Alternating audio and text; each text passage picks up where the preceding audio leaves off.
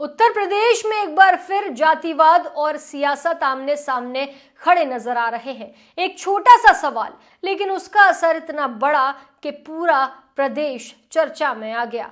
और ये एक ऐसा सवाल है जिसे सुनकर शायद आप भी हैरान रह जाएंगे। इस वक्त यूपी की राजनीति में एक नया विवाद तेजी से तूल पकड़ता जा रहा है। पंडित शब्द को लेकर खड़ा हुआ विवाद जो कि थमने का नाम नहीं ले रहा।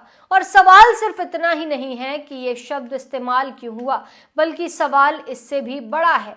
आखिर बार बार घटनाएं क्यों हो रही हैं? आखिर बार बार ये सवाल क्यों कहा जा रहा है? क्या ये महज एक गलती है या फिर इसके पीछे कोई बड़ा खेल छिपा हुआ है जो कि नजर नहीं आ रहा? पूरा मामला शुरू हुआ बेसिक शिक्षा विभाग की 7वीं कक्षा की परीक्षा से, जहां एक पहेली में लिखा गया, बिना पैर के दूर तक जाता है, साक्षर है परंतु पंडित नहीं है। सवाल छोटा था, लेकिन उसका मतलब काफी बड़ा निकाल लिया गया और इसी पर विवाद खड़ा हो गया।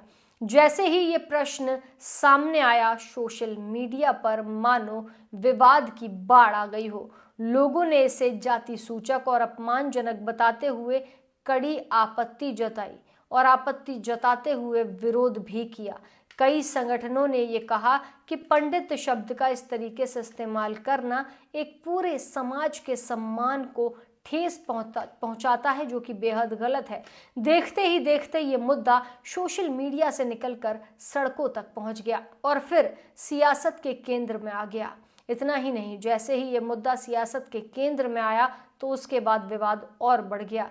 ये विवाद इसीलिए भी ज़्यादा बढ़ गया क्योंकि ये ऐसा पहला मामला नहीं है जहां पंडित को टारगेट किया गया है। इससे पहले भी यूपी पुलिस एसआई भर्ती परीक्षा में भी पंडित शब्द को लेकर विवाद हुआ था, जहां अवसरवादी के विकल्प में पंडित शब्द लिख दिया गया था। उस समय भी भारी बवाल हुआ, विरोध प्रदर्शन हुए और मामला फिर सरकार तक पहुंच गया था।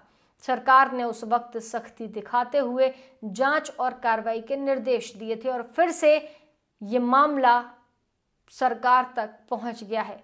लेकिन अब जब ये मामला फिर से सामने आया तो उसके बाद सबसे बड़ा सवाल यही उठ रहा है कि आखिर ये गलती बार बार क्यों दोहराई जा रही है? क्या ये सिर्फ लापरवाही है या फिर कोई सोची समझी रणनीति जो पंडितों के खिलाफ की जा रही है? इस पूरे विवाद के बीच उत्तर प्रदेश के मुख्यमंत्री योगी आदित्यनाथ का रुख साफ तौर पर नजर आ जाता है।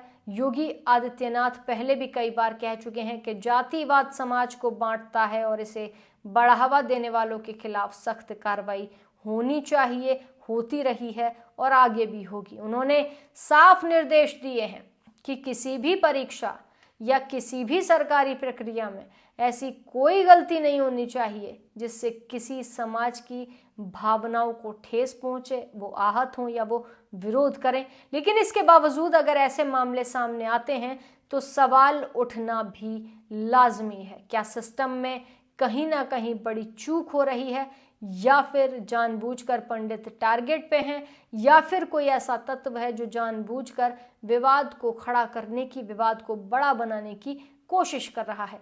बहरहाल आप इसको किस नज़र से देखते हैं, कमेंट सेक्शन में अपनी राय ज़रूर दीजिएगा। लेकिन उससे पहले चैनल को सब्सक्राइब करिएगा।